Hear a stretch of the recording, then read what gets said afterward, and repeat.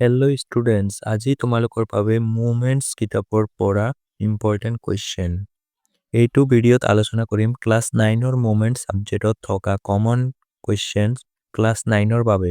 অৰ্থাৎ তোমালোকৰ এনুৱেলি পৰীক্ষাত এইটো কিতাপৰ পৰা কি প্ৰশ্ন অহাৰ সম্ভাৱনা আটাইতকৈ বেছি থাকে, সেই কমন কুৱেশ্যনখিনি আলোচনা কৰিম।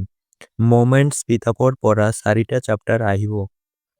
The adventures of Toto, the happy prince, weathering the storm in Ersama, a house is not a home.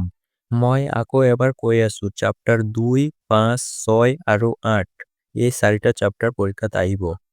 The adventures of টোটো, ইয়াৰ পৰা ইম্পৰ্টেণ্ট কুৱেশ্যনখিনি হ'ল 1, 2, 4 আৰু 5 আৰু 3 নম্বৰটো নালাগে।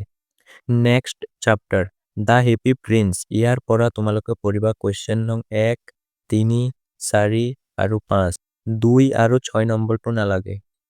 তাৰ পিছত আহিব ৱেটাৰিং দ্য ষ্টৰ্ম ইন আৰ্জমা, ইয়াৰ পৰা কুৱেশ্যন নং 1, 2 আৰু 3, 4 নম্বৰটো নালাগে। আৰু তোমালোকে এটা কথা মনত ৰাখিবা, বৰ্ডৰ কুৱেশ্যনখিনি ঘূৰাই দিয়ে, সেইকাৰণে তোমালোকে কুৱেশ্যনখিনি ভালকৈ চাবা।